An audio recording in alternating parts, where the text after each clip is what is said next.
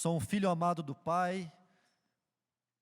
Bom, primeiro eu ia me apresentar primeiro, estou com tanta saudade dos teens, mas vocês não querem ver eu me apresentar? Então tá bom.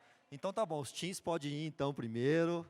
Boa palestra lá para vocês, Deus abençoe. Servi 5 anos no teens, que saudade de vocês, viu galera? Sou um filho amado do Pai, vencendo a rejeição, vencendo a orfandade, vencendo a procrastinação, a preguiça. Deixa eu vir mais para o meio aqui. Vencendo a ira, vencendo a fofoca e vencendo a religiosidade a cada dia. Meu nome é Vitor. Tudo bem com vocês, gente? Boa noite. Que alegria para mim estar aqui nessa noite, ver esse auditório aqui quase cheio. É um privilégio aqui. Eu louvo a Deus pela vida do Lão e da Sinara, por esse convite que vocês fizeram. Fico muito feliz de estar aqui. Que Deus continue usando, abençoando vocês aqui nesse ministério e a vida de cada um que está aqui.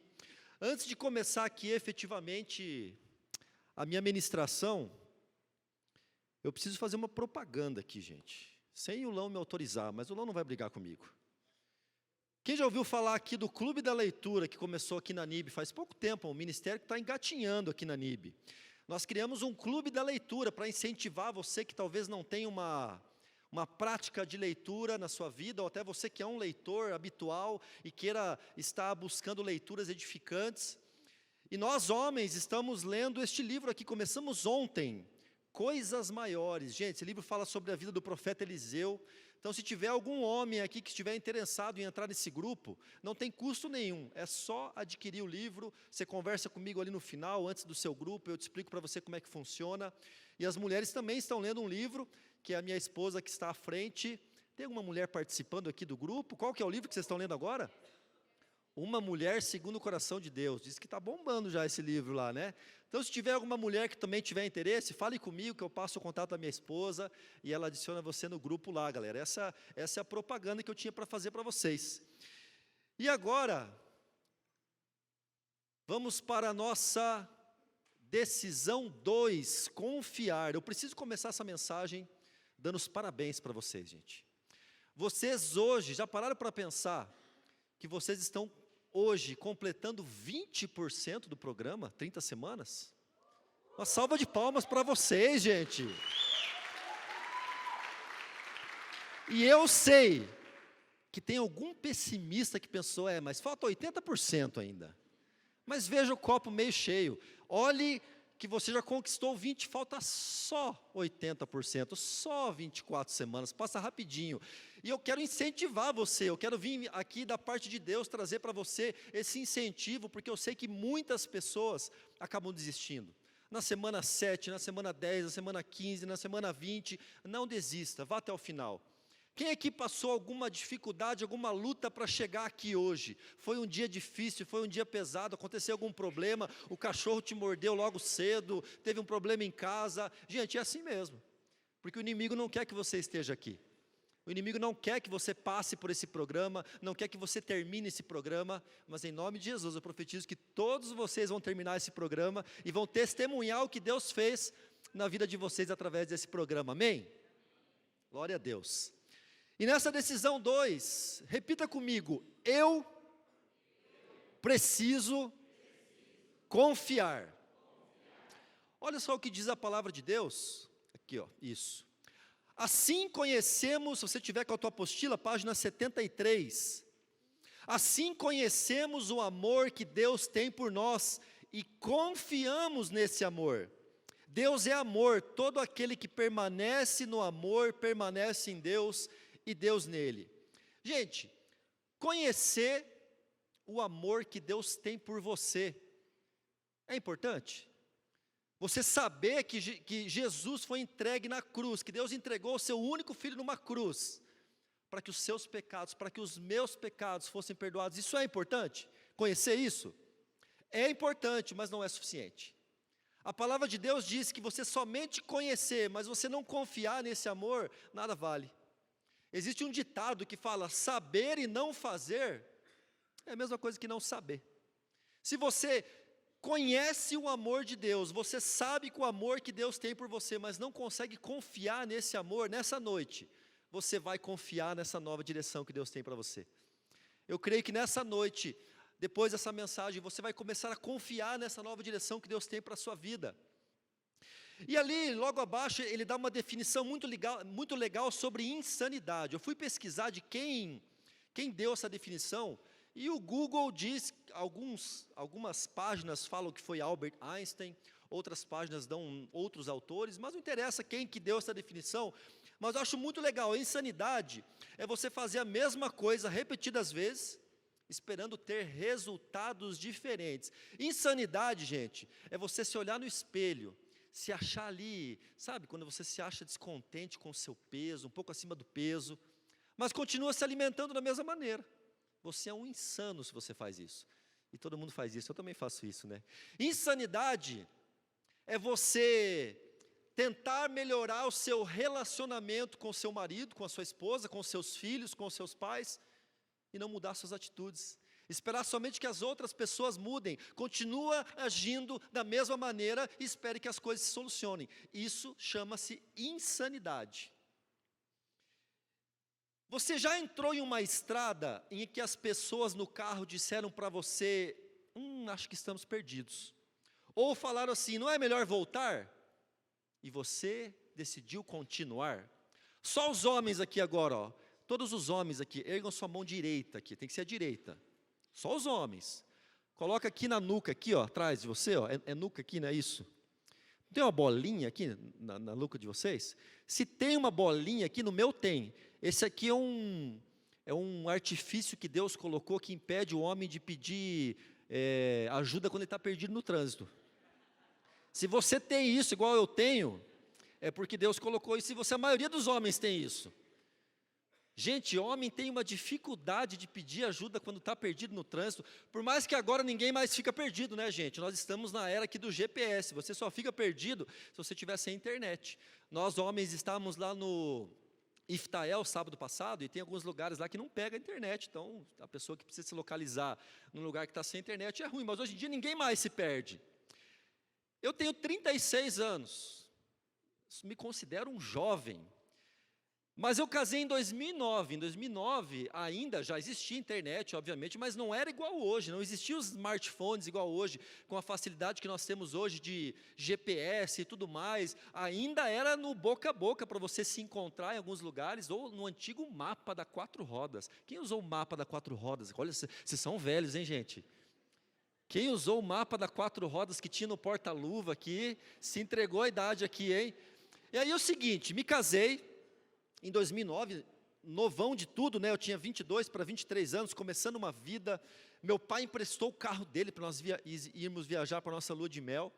Nós tínhamos um carro bem simples lá, e aí meu pai emprestou o carro dele para nós irmos para a nossa lua de mel, e decidimos ir para Florianópolis, porque o meu sogro morou em Florianópolis uma época. Então a gente queria muito conhecer lá. A minha esposa, a Janaína, ela viveu 1 ano em Florianópolis, ela gostou muito daquela cidade. Vamos para Florianópolis, vamos. E aí decidimos irmos para Curitiba. No caminho, dá um oi para uma tia minha, ela mora num bairro lá em Curitiba chamado SIC, Cidade Industrial de Curitiba, um bairro bem distante. E eu me perdi, gente. E quando eu me perdi, um dia de casado, aconteceu a nossa primeira crise conjugal. A Janaína falou uma frase que machuca o coração de todo homem, gente, olha como dói. Ela viu que eu estava perdido, acho que uns 20 minutos, né? E ela foi assim, recém-casada, né? Naquela lua de mel ainda. Amor, eu vou ligar para o meu pai, para ele ajudar a gente a sair daqui. Eu falei, o quê? Não, você não vai ligar para o teu pai. Eu sou o homem aqui, agora eu sou o macho alfa. Você saiu da casa do teu pai, agora você tem um homem agora de verdade também. Teu pai é um homem de verdade, mas agora você tem um homem de verdade. Eu vou resolver isso. Que história é essa? E eu pensei, como que eu vou resolver isso, né? Aí eu parei num posto e conversei com o frentista, e ele me explicou, não, você precisa fazer isso, fazer aquilo, e eu me perdi, e como um bom homem que eu sou, sem a Janaína saber, eu liguei para o meu sogro, lá dentro da loja de conveniência, porque ele também morou em Curitiba. Fala, sogrão, beleza, beleza, a Janaína lá no carro, né? Viu, eu estou aqui, mas eu não estou muito perdido, mas aqui eu devo fazer o que? Não, você fala, tranquilo. Então ele me falou, você tem que pegar uma outra direção, você vai ter que retornar. Você pegou errado, agora você vai ter que pegar lá a BR, retornar. E aí, obviamente, eu tive que confiar nessa nova direção. Mas quantos de nós somos teimosos muitas vezes, né? Eu fui um pouco não, bastante teimoso, né? Orgulhoso, nós somos assim, não somos? Que orgulho, quem que vai ter o direito, a minha esposa vai querer me dar uma nova direção, ligar para alguém, pedir ajuda, e nós somos assim muitas vezes, em vários problemas das nossas vidas. Mas nós muitas vezes precisamos tomar essa direção, e na estrada da restauração dos nossos relacionamentos, nós precisamos escolher a melhor direção, o melhor em Deus para nós. Na página 74 você pode acompanhar ali. E nessas estradas nós vamos começar a encontrar alguns desafios de escolher. Hoje nós vamos falar sobre escolhas. E existe um caminho que a própria Bíblia chama de o caminho. E tem atalhos também. E esses atalhos não nos levarão ao lugar que Deus planejou para nós. Olha o que diz em Mateus capítulo 7, não está no material de vocês, mas eu quero compartilhar com vocês. Um texto muito conhecido que está em Mateus 7, verso 13 e 14, inclusive chamado de os dois caminhos. Olha o que diz essa palavra. Entrem pela porta estreita, porque a porta larga e o caminho fácil levam para o inferno, e há muitas pessoas que andam por esse caminho. A porta estreita e o caminho difícil levam para a vida, e poucas pessoas encontram esse caminho. Quem disse isso foi Jesus. Palavras fortes, né? Pode haver momentos em que a gente pensa em desistir, ou a gente quer tomar sempre o caminho mais fácil. O caminho mais fácil, geralmente, para resolver relacionamentos, qual é? Não fazer nada. Não é o caminho mais fácil? Você tem uma discussão ali com seu esposo, com a sua esposa, não, melhor não mexer, vamos jogar essa poeira para debaixo do tapete, uma hora tudo se resolve, o tempo cura todas as coisas. Mentira, meu irmão, não acredite nessa mentira. Esse muitas vezes é o caminho mais fácil, mas a estrada que Deus tem para nós, que é a menos percorrida, é a da porta estreita, mas que leva ao nosso destino. Quem está disposto aqui a começar a bater na porta da porta estreita? A porta estreita, meus irmãos, é uma porta que você muitas vezes vai bater nela, vai machucar, mas é o caminho que Deus tem para nós. E olha o que a palavra de Deus diz em Mateus 11, 28, venham a mim todos os que estão cansados e sobrecarregados, e eu lhes darei descanso. Eu sei que hoje à noite tem pessoas aqui que talvez já estejam cansadas. Na semana 6 desse programa, talvez você já esteja pensando assim, não dá mais para mim. As coisas não se resolvem, as coisas não melhoram, e eu quero desistir. Mas você precisa entender que o caminho que você precisa decidir trilhar nessa noite, é o caminho de descanso, que é só em Cristo. E antes de decidir qual caminho seguir, você tenha sempre em mente que há lugares que levam ao descanso e lugares que levam ao caos. Eu quero fazer a primeira pergunta para vocês, a primeira reflexão, e você já vai responder ali na página 75 da tua apostila. Você tem alguma dúvida sobre qual caminho a seguir? Essa é fácil, né, gente? Mas se você ainda tem alguma dúvida, coloque ali sim. Coloque que você tem alguma dúvida em qual caminho a seguir. Se você não tem alguma dúvida, já marca ali não, caso você não tenha feito a sua tarefa ainda.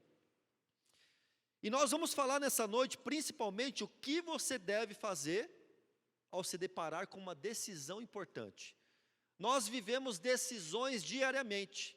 Desde o momento que você acorda, quando toca o seu despertador, você já tem a decisão de colocar no soneca. Quem perde para a soneca aqui de manhã cedo? Olha só, confissão de pecados aqui, logo nessa noite, né?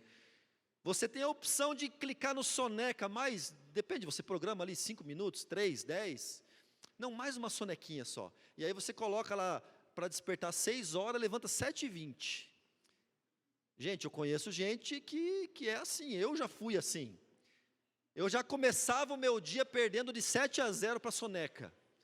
É uma decisão que você tem que tomar, a gente já acorda de manhã com uma decisão importante. Então nós temos pequenas e grandes decisões a tomar diariamente em nossas vidas, coisas pequenas, coisas grandes. E a primeira coisa que você precisa fazer, meu irmão, quando você estiver diante de uma decisão importante, é escolher ouvir a opinião de Deus. Olha o que diz a palavra de Deus em Provérbios 3, de 5-6. Confie no Senhor de todo o seu coração e não se apoie em seu próprio entendimento. Reconheça o Senhor em todos os seus caminhos e Ele endireitará as suas veredas. Quantas vozes nós temos neste mundo? Nós temos a nossa voz, a voz da nossa família, a voz da mídia, a voz da opinião alheia, a voz dos amigos, a voz da internet, e muitas vezes nós não sabemos qual é a voz de Deus, não sabemos qual voz nós estamos escutando. Você precisa escolher qual voz de fato você irá ouvir. E a voz de Deus, meus irmãos, ela nos ajuda a fazer a coisa certa, que nem sempre é a mais fácil. Reconhecer fraquezas, para que a gente possa trocar a nossa força pela dele.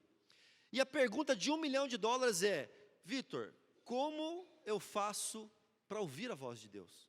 Como eu consigo ouvir a voz de Deus? Eu vou representar para vocês aqui como a gente pode ouvir e reconhecer a voz de Deus em nossas vidas. Eu tenho o privilégio de ser pai de 3 filhos. Eu tenho o Gustavo, que tem 14 anos, nosso filho mais velho. Tenho o Eduardo, que tem 9 anos, nosso filho do meio. E nós somos agraciados, gente. Deus nos deu um presente, que nós temos uma menina lá em casa agora, de 1 ano e 7 meses, que é a Ana. Então imagina uma menina em volta de 3 homens lá, beijando, elogiando ela o dia inteiro. E ela já manda na casa, e é uma bênção, gente. E ela não fala nenhuma palavra, mas ela fala o dia inteiro. Então, algo que me falou muito ao meu coração, de como a gente pode ouvir, identificar a voz de Deus, é algo que aconteceu com a minha filha 1 ano atrás. Quando ela tinha 6, 7 meses, que ela começou a sentar na cadeirinha, para poder se alimentar, o pescocinho dela já estava duro, já conseguia sentar. Começou a acontecer algo muito interessante. O meu filho do meio estudava de tarde, o meu filho mais velho estudava de manhã, hoje os dois estudam de manhã. Então eu ia buscar o meu filho mais velho na escola, meio-dia, e ia para casa almoçar. E quando chegava o meu carro, eu encostava o meu carro, eu abria a janela. Nós temos uma casa assim que ela é conjugada, e no final tem uma edícula, que é onde a gente almoça. Ela estava lá sentadinha na cadeira, ela não sabia que eu tinha chegado. Aí eu abria a janela, e eu fazia aquela voz, gente, de pai bobo. Assim, eu não vou fazer aqui a voz de pai bobo. Quem é pai de bebê pequeno aqui, de tipo até 2 anos, 3 anos aqui, levanta a mão aqui, ninguém, né? Então eu não vou fazer, tem uma ali, tem uma ali. A gente se torna bobo, né? E eu fazia aquela voz assim, mas eu chegava de longe, abria a janela e falava assim: não vou fazer a voz de bobo. Vocês acharam que eu ia fazer, né? Vou fazer então. Eu falava assim: cadê a minha maravilhosa? Cadê a mais linda do pai? E aí assim, ela estava sentada na cadeirinha dela, ela erguia o olho assim, mas ela não me via. E ela ficava atenta, ela olhava para a minha esposa, ela queria falar alguma coisa, e a minha esposa, a Janaína, falava assim: papai chegou. E ela olhava e eu falava de novo: cadê a mais linda, a mais maravilhosa, a minha princesa? Eu ficava lá escondido na janela, e ela ficava assim, procurando. Sabe o que é isso, gente? Ela reconhece a voz do pai. Sabe por que ela reconhece a voz do pai? Sabe por que a voz do pai se torna inconfundível para ela? Porque desde que a minha esposa engravidou, eu chegava na barriga da minha esposa, e eu não tive essa sabedoria com os meus outros filhos. Fui pai muito novo dos meus outros 2 filhos, agora com um pouco mais de sabedoria. Eu chegava na barriga da minha esposa todos os dias e falava: filha, você é maravilhosa, você é amada, o pai te ama, você vai vir aqui para alegrar a nossa casa, você vai ser uma bênção na nossa família. E a barriga ia crescendo, eu ia falando mais ainda com ela, e ela chutava. Então depois que ela nasceu, mesmo sem ela entender nada, no hospital, eu pegava ela e ficava falando para ela: filha, você é preciosa, você é amada, você é uma bênção. E a palavra de Deus diz que a palavra tem poder, na língua há o poder da vida e da morte. Eu chegava para ela e falava assim: filha, você vai ter um marido abençoado. Você, quando tiver lá os seus 20 e poucos anos, filha, você vai conhecer um rapaz pela primeira vez, filha. Vai ser lindo. Quem sabe ele seja um pastor, um pregador, um profeta, filha. E vai ser maravilhoso, filha. Até lá o pai vai te amar tanto, filha. E eu trago essas palavras de bênção. É claro que é brincadeira, né? Mas eu trago palavras de bênção na vida dela, de todas as áreas, inclusive na área de casamento. Já profetizo na vida dela sobre casamento. Eu falo que você vai ser uma grande esposa, uma grande mãe de família. E aí a voz do pai se tornou habitual na vida dela. Sabe o que isso se chama? Relacionamento. Isso chama-se relacionamento. João 10, 27 fala: as minhas ovelhas ouvem e reconhecem a minha voz. Sabe quem falou isso? Jesus. Meu irmão, deixa eu te falar uma coisa. você só vai conseguir ouvir a voz de Deus e discernir de todas as outras vozes que há no mundo se você se relacionar com o Pai. Se o Lão chegar lá em casa, hoje, fizer a mesma coisa na hora do almoço, até a vozinha de bobo, abrir a janela e falar, cadê a minha princesa maravilhosa? Ela vai, peraí, meu pai fala isso, mas não é a voz do meu pai. Esse não é o meu pai, ela tem 1 ano e 7 meses. Porque a voz do Pai, meus irmãos, ela é inconfundível. A voz do Pai, quando você escuta a voz do Pai, ela se torna algo habitual dentro da sua vida, e você só consegue ouvir a voz do Pai, sabe como? Aqui, ó. Decidindo diariamente buscá-lo na sua palavra. Eu não estou falando de religiosidade, meus irmãos. Não estou falando de cumprir um ritual, eu não estou falando de abrir ali no Salmo 23 e ler qualquer coisa, não, mas é você buscar o Senhor na sua palavra. Ele fala conosco através da sua palavra, que é viva, que é atual, que é eficaz. Relacionamento se vê através de uma vida de oração, de você buscar a Deus em oração, não somente a hora que você talvez vai almoçar e você faz uma oração agradecendo o alimento, mas buscar a Deus em oração diariamente. Relacionamento é uma vida de adoração. Você tem conseguido, talvez, colocar uma música no seu carro, quando você está indo para o seu trabalho, ou se fechar no seu quarto, escutar um louvor e se entregar ao Senhor e chorar a Deus, chorar para Deus, enquanto você adora Ele? Sábado lá no Encontro dos Homens, o pastor Rodrigo falou algo que me marcou muito. Ele falou, existem homens aqui que não conseguem mais chorar na presença de Deus. E eu fui um desses homens lá que consegui quebrar a minha casca, aquela casca de machão, sabe, que não chora, e comecei a buscar mais ao Senhor também em adoração. E isso é relacionamento. Para que a voz de Deus se torne inconfundível na sua vida, meu irmão, é muito importante que você venha aqui na terça-feira. Se você é da nossa igreja, é muito importante que você venha no culto domingo. Isso é muito importante.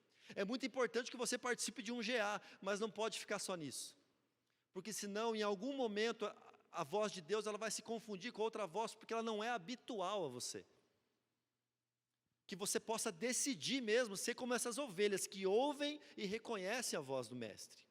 E o segundo passo que você precisa tomar para se deparar, ao se deparar com uma decisão importante, é consulte sempre pessoas mais experientes na fé.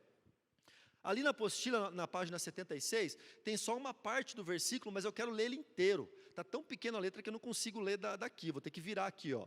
É melhor ter companhia do que estar sozinho, porque maior é a recompensa do trabalho de 2 pessoas.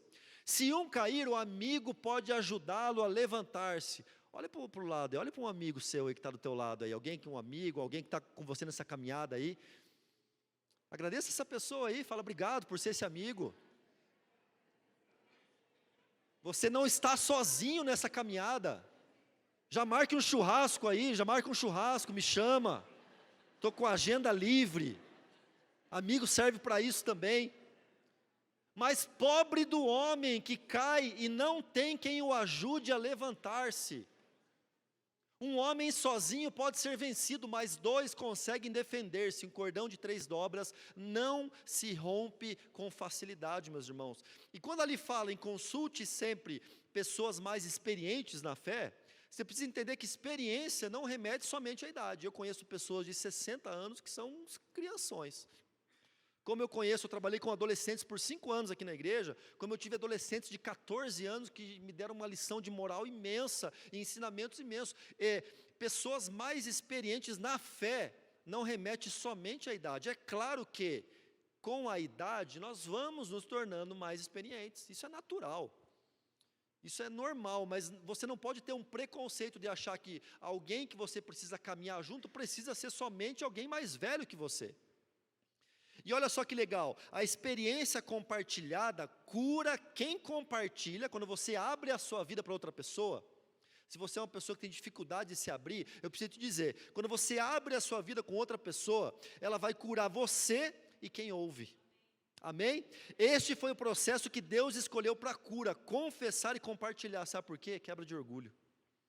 Quebra de orgulho. Para o Lão vir aqui abrir a vida dele, para a Sinara vir aqui abrir a vida dela. Eu tive escutando semana passada o testemunho do Diego, nosso batera abençoado, para ele vir aqui contar a sua vida. Gente, é você despir-se do seu orgulho, é você rasgar o seu orgulho, jogar no lixo e abrir a sua vida para pessoas desconhecidas, para a glória de Deus, para que pessoas desconhecidas que estejam com essa ferida aberta, venham ser curadas através da tua ferida que já foi cicatrizada. Esse é o propósito da gente ter essa experiência compartilhada. Quando erramos ou erram conosco, o nosso coração corrompido quer fazer o quê? Ficar sozinho. Eu não sei se vocês são assim. Quando acontece alguma coisa ruim que eu falho com alguém, ou alguém falha comigo, sabe? O que eu quero mais fazer é chutar tudo para o alto, ficar sozinho, não quero conversar com ninguém, mas isso não vem de Deus. Deus deseja que quando você fale com alguém, quando você erra, você vá lá e peça perdão. Você vá lá e peça desculpa. Você reconheça as suas falhas e repare aquilo que você fez de errado. Trazer para a luz, é na luz que nós vamos ver e escutar outros dizerem que também foram feridos e feriram muito. E vamos perdoar e ser perdoados, é na luz. Um de nossos pilares é ter um confidente. Você já ouviu aqui no nosso terceiro encontro, buscando um confidente. Você já achou o seu confidente? Levante a mão quem já tem um confidente aqui. Olha só que legal, hein? Você tem orado pelo seu confidente? Ore pelo seu confidente. Ore a Deus pelo seu confidente. Peça para que Deus abençoe a sua vida. Muitos deles passam lutas para chegar aqui na terça-feira, carregam o fardo de outras pessoas. E você que ainda não encontrou um confidente, hoje é o dia que você precisa decidir. Talvez quebrar essa vergonha que você está no seu coração de se abrir com alguém. Mas Vitor, eu vou ter que abrir a minha vida para alguém? Pois é assim que acontece a cura. Não é no escuro, não é quando nós nos reclusamos, quando nos fechamos, é quando nos abrimos para pessoas. E esse passo não deve ser apenas por 30 semanas, meus irmãos. Não adianta você escolher um confidente aqui, acabou 30 semanas lá por acho que outubro, mais ou menos, que acaba, novembro, e aí acabou, não, agora eu não preciso andar com mais ninguém. Eu até vou no GA, até compartilho lá, sabe, até faço um pedido de oração, mas eu não falo com ninguém. Eu chego aqui domingo, assisto a mensagem, anoto, ninguém precisa saber da minha vida. Não é assim, meus irmãos. Essa é uma decisão que você precisa ter para o resto da sua vida. Eu tenho pessoas que eu caminho junto, eu tenho pessoas que são pilares na minha vida, que eu sei que quando estou passando por problemas, dificuldades e lutas, pessoas mais experientes na fé, que eu vou até eles. Pessoas que eu mando mensagem, falei, cara, eu preciso da tua ajuda, eu preciso de sua oração, eu preciso me abrir contigo. Assim como eu tenho pessoas que eu sou esse pilar de ajuda. Você precisa decidir isso para a sua vida. Lembre-se disso, sozinho, você vai muito mais rápido, sabia disso? Que sozinho você vai muito mais rápido. Só que se você tiver acompanhado, se você tiver com outras pessoas, você vai mais longe. E Deus, a Débora que é corredora profissional aqui, Deus não nos colocou numa corrida de 5 quilômetros, numa volta no lago, não, gente. Uma volta no lago é melhor você ir sozinho mesmo, mas Deus nos colocou numa maratona. A vida cristã, Paulo ele assemelha a vida cristã a uma corrida. E é uma corrida dura, demorada, onde sozinho você não vai conseguir, porque em alguns momentos numa maratona, você tem vontade de desistir. Eu nunca corri uma maratona, eu corri já algumas meia maratona, que obviamente é metade de uma maratona, 21 quilômetros. E gente, o legal de correr uma corrida de longa distância, é que às vezes você está no quilômetro 18, e você vê ali às vezes um senhor de 80 anos correndo, e fala, não, eu não posso, eu tenho que terminar essa corrida. Aí passa às vezes um cadeirante, não é sem zoeira, passa um cadeirante e fala assim, vamos lá, cara, não desiste, vai até o final. Você fala, meu Deus, olha que legal, a pessoa que está me dando uma força aqui. Às vezes passa alguém ali, um amigo teu, encosta em você e fala, viu, termina, cara, não para não, falta só 3 quilômetros. Mas gente, se você está sozinho, se você está correndo uma meia maratona, uma maratona sozinho, você está no KM19, você olha para o lado, não vê ninguém, você vê um deserto, vê vento, vê árvore, e você fala, não tenho mais força. E você muitas vezes desiste. Não decida andar sozinho, decida isso para a sua vida. Reflita. A segunda pergunta, você tem alguma dificuldade em confiar em outras pessoas? Se você tem essa dificuldade, não tenha vergonha, coloque aí que sim. Não precisa mascarar isso para ninguém, ninguém vai olhar a sua apostila. Nessa noite você vai vencer essa dificuldade. E se você não tem mais essa dificuldade em confiar em outras pessoas, pode marcar ali que não. O próximo passo, para que quando você se deparar como uma decisão importante, é você separar um tempo para realizar exames diários. A palavra de Deus diz em Lamentações 3,40: examinemos e coloquemos à prova os nossos caminhos, e depois voltemos ao Senhor. Você que está com a tua apostila, na página 77, tem algumas perguntas. Eu coloquei aqui, para quem não está com a apostila. E depois você precisa responder. Agora você vai responder mentalmente ela, mas depois em casa você precisa responder essas perguntas, se você não fez isso ainda. Então você precisa olhar para você mesmo e perguntar: o que eu fiz de bom? Em quais áreas eu cometi erros? Eu disse ou fiz qualquer coisa que tenha magoado alguém? Eu devo reparações a alguém? O que eu aprendi com os meus erros? Eu demonstrei meu amor pelos outros? Agi de maneira áspera com alguém? Alguém me fez algo que me deixou triste, decepcionado ou furioso? Eu tive alguma parcela de responsabilidade? Foi evidente a minha alegria em me relacionar com Deus? Devo algum pedido de perdão a alguém? Cumpri com a palavra empenhada? Agi com gentileza e autocontrole? Você precisa responder isso, com sinceridade, com humildade. E olha o que diz ali, algumas dicas. Talvez manter um diário, começar a escrever diariamente decisões que você está tomando, começar escrevendo algo para que você esteja grato, a gratidão, procurar comportamentos errados, reincidentes, coisas que você sempre está caindo, começar a orar e compartilhar isso com o seu confidente, e lembre-se, sempre tendo equilíbrio. Outro ponto, reflita. Respondi com honestidade as perguntas acima, qual o passo que quero tomar agora? Você vai pintar o círculo ali, daquilo que você vai fazer, dessas dicas do que você vai fazer depois de responder essas perguntas. Ao se deparar com uma decisão importante, você também precisa escolher sempre a direção da liberdade. A palavra de Deus diz em Gálatas 5, verso 1, foi para a liberdade que Cristo nos libertou, portanto permaneçam firmes e não se deixem submeter novamente a um jugo de escravidão. Muitos culpam a Deus pelo estado atual de sua vida, a culpa de Deus. O que aconteceu comigo, eu fui escolhido por Deus, Deus olhou para mim lá e falou: não, você vai pagar os pecados aqui na terra e você vai ter uma vida dura. Só que, meus irmãos, Deus escolheu um caminho só para as nossas vidas, que é o caminho do amor, da liberdade e da responsabilidade. Deus, ele poderia ter escolhido um caminho da tirania, onde lá no Éden, ele poderia ter colocado a sua vontade de forma abusiva, como se Adão e Eva fossem duas marionetes, e ele falasse: me adorem, e Adão e Eva não teriam a vontade e a liberdade de escolher. Mas Deus deu para eles o espírito da liberdade, Ele deu aos seus filhos a oportunidade e a felicidade da escolha. Infelizmente, Adão e Eva escolheram mal, e o pecado entrou no mundo através dessa escolha má que eles fizeram. Mas você tem a oportunidade de escolher diariamente. Diariamente Deus te dá a oportunidade de você fazer boas escolhas. E eu quero te fazer uma pergunta: você consegue imaginar uma vida maravilhosa, na qual você desfruta de um relacionamento incomparável com Deus e com as pessoas? Você consegue imaginar isso? Parece algo meio distante, né?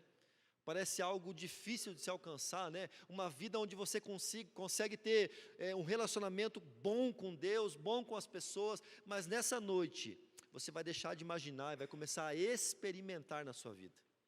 Você vai começar a experimentar na sua vida essa vida, porque ela está disponível para todos, através dessas escolhas de liberdade, na rota que te leva em direção a Jesus.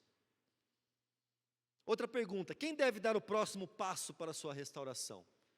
Deus vai dar o próximo passo? Você mesmo ou outros? Marque aí.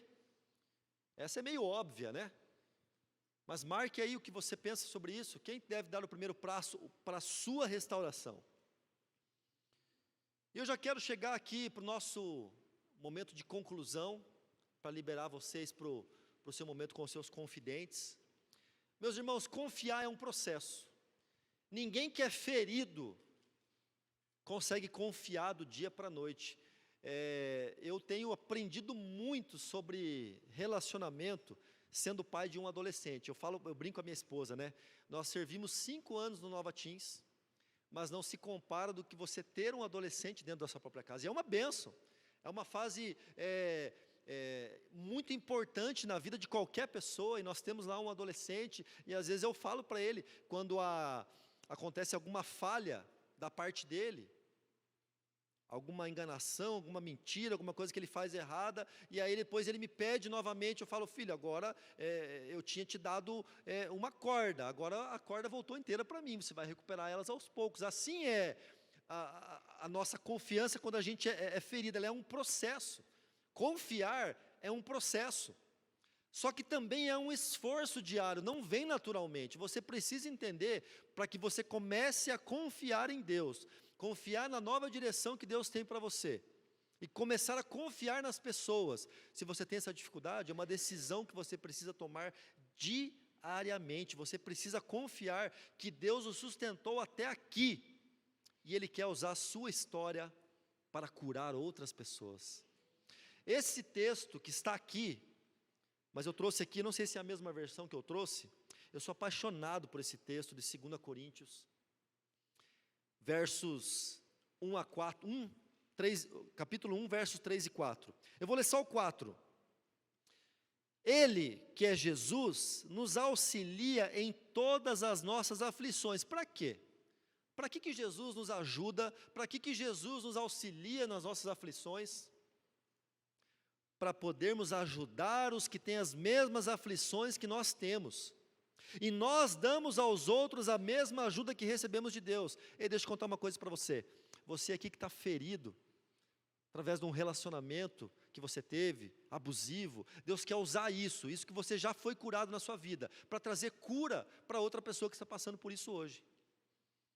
Você que está aqui, que já venceu a imoralidade sexual, você que talvez já foi escravo da pornografia, como eu já fui um dia, sabe por que você venceu isso? Sabe por que Jesus auxiliou você nessa aflição? Para que você pudesse ajudar, estender a mão para quem está lá no fundo do poço hoje. Esse é o propósito da vida cristã. Não é você ser um lago, um riacho, de somente se encher de água, mas Deus quer que você seja como um rio, como um mar, que as suas águas venham a transbordar em outras pessoas. As suas vitórias, as suas cicatrizes servem para ajudar a curar a história de outras pessoas. E na página 80, ele fala algo muito importante, que confiar em você pode ser ao mesmo tempo uma armadilha e uma bênção. É o equilíbrio. É perigoso você confiar demais em si, como também é perigoso você não ter confiança nenhuma em você. Sabe por quê? Porque confiança demais em você produz orgulho, você começa a se achar demais. Você começa a pensar, não, esse pecado aqui, para, adulterar, eu jamais, não, isso eu não preciso vigiar. Mentira, não, eu não tenho problema com isso. Fofoca, não. E aí você começa a se achar tão autossuficiente, que é o que o inimigo quer. O inimigo quer que você chegue num ponto onde você acha que você não precise mais vigiar, começa a criar um orgulho. Só que o contrário também é perigosíssimo. A baixa autoestima, confiança nenhuma em nós mesmos, menospreza a obra que o Espírito Santo já realizou em nós. E quando eu vejo esse equilíbrio perfeito, de autoconfiança, sem se tornar em orgulho, eu vejo na palavra de Deus a vida de Davi. Davi, quando ele chega para o rei Saul, o pai de Davi, Jessé, chega para ele e fala, olha, eu preciso que você vá lá num acampamento, na guerra onde estão os seus irmãos, leve alimento para eles, e eu preciso que você me traga notícias de como está a batalha. E Davi vai lá. Dizem os historiadores que Davi tinha entre 14 e 17 anos, não tem a idade certa dele. E quando Davi chega lá, ele vê o exército todo apavorado, todo sentado, e aí ele vê um cara gritando um monte de asneira, desafiando o exército, e aí ele chega para ele, o que está acontecendo? E alguém fala, não, tem um cara lá, que é um tal de Golias, que ele está 40 dias falando um monte de bobagem, e está desafiando o exército. Ele fala, não, eu vou lá enfrentar ele.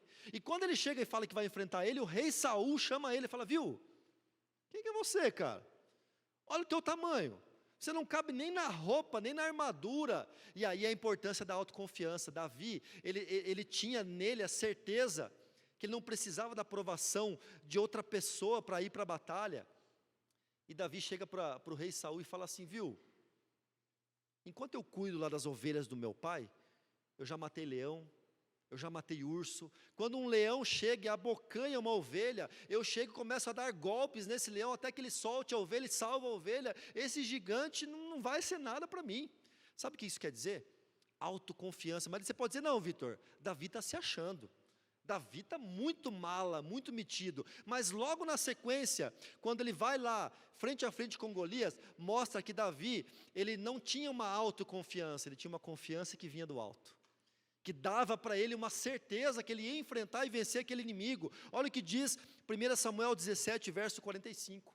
Golias vai lá e desafia, e fala, viu, você acha que eu sou um cachorro, para você vir aqui com um pedaço de pau aqui me incomodar? E Davi responde para ele, você vem contra mim com espada, lança e dardo, mas eu vou contra você em nome do Senhor Todo-Poderoso, Deus dos exércitos israelitas que você desafiou. Hoje mesmo o Senhor Deus entregará você nas minhas mãos, eu o vencerei e cortarei a sua cabeça. Isso é confiança, gente. Isso é você confiar no propósito que Deus tem para a sua vida, sem você se achar, sem você ser orgulhoso, sem você ser soberbo, sem você ser altivo. Davi não tinha nada disso. Davi, quando talvez ele ouviu aquela palavra do rei, ele poderia ter se colocado para baixo. Quantas vezes a gente não escuta uma palavra contrária, às vezes até de alguém dentro da nossa própria família. Quantas vezes a sua esposa talvez não chega para você e fala, não, você vai lá resolver isso? Você não sabe nada de Bíblia, você vai lá, você vai lá aconselhar uma pessoa, orar para uma pessoa, para com isso. E aí muitas vezes o que a gente faz? Baixa a cabeça e fala, é verdade, rei Saul, eu não sou nada mesmo, eu não sirvo para nada, e é isso que o inimigo quer fazer, quer te colocar para baixo.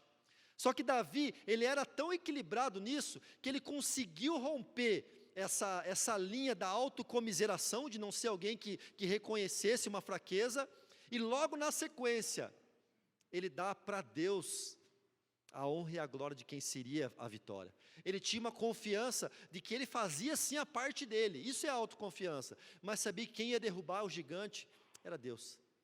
E é isso que você precisa ter, meus irmãos, para confiar nas pessoas, você precisa aprender a ter esse tipo de confiança em você primeiro. E quando nós não confiamos nas pessoas, sabe o que você está dizendo? Você está dizendo que não acredita que Deus pode mudar alguém. Não, Vitor, é que você não conhece. Você não conhece meu marido, Vitor. Você não conhece a minha vizinha, Vitor. Você não conhece o meu patrão, Vitor. Esse Deus não pode mudar. Eu não confio. Eu não confio mesmo, porque você não sabe o que já fez comigo. Quando você não confia em alguém, decide não confiar em alguém, você está dizendo que Deus não pode transformar aquela pessoa. E meus irmãos, quem sou eu e quem é você para dizer para Deus quem Ele deve ou não transformar? Nós não temos esse poder. Nós não temos o poder de chegar para Deus e falar, não, essa pessoa, Deus, eu não vou nem orar. Sabe aquele filho talvez que esteja desviado, ou aquele marido que você há tanto tempo espera que ele esteja aqui na igreja, e fala, Deus, eu desisti de orar, porque esse aí não vai mudar nunca. Quem somos nós para dizer que Deus deve ou não transformar? Quem Deus deve ou não transformar? Deus transforma sim, meus irmãos, e nos convida a todos nós sermos perdoados e a estendermos este amor a outros, sendo também perdoadores. A vida sempre nos colocará em lugares de decisões e escolhas. Algumas escolhas nos fazem crescer, outras não. E para concluir, João 8,32 diz, e conhecereis a verdade, e conhecerão a verdade, e a verdade os libertará. Nessa noite, você precisa decidir escolher o caminho que leva a Jesus. Você precisa decidir ser inundado pelo amor de Jesus e transmitir isso a outras pessoas. Esta, com certeza, é uma grande escolha em todos os dias de sua vida. Antes de nós irmos para o nosso momento de partilha, né? Que fala, é isso? Eu queria pedir para a banda, para o louvor, está subindo aqui para nós tocar mais uma canção. Enquanto a banda sobe aqui, meus irmãos, que você nesse momento possa refletir nessa pergunta facilitadora, antes de você louvar o Senhor com mais uma canção, em qual momento a sua confiança foi quebrada? Pense nisso. Talvez você esteja aqui ferido, talvez você esteja aqui nessa noite com o seu coração machucado, porque a sua confiança foi quebrada em algum momento da sua vida, algo aconteceu com você, e ainda dói, sabe por que dói? Porque a ferida ainda não cicatrizou, encosta e ainda machuca. Mas eu creio que pelo poder do Espírito Santo, nessa noite, feridas serão cicatrizadas aqui. Que você possa nesse momento, fique de pé nesse momento, para que você possa fechar os seus olhos, não se preocupe com as pessoas que estão ao seu lado. Depois que nós cantarmos a canção eu vou orar, mas que você possa realmente adorar o Senhor com o seu melhor, com a sua melhor adoração, e deixar Ele falar contigo através dessa canção.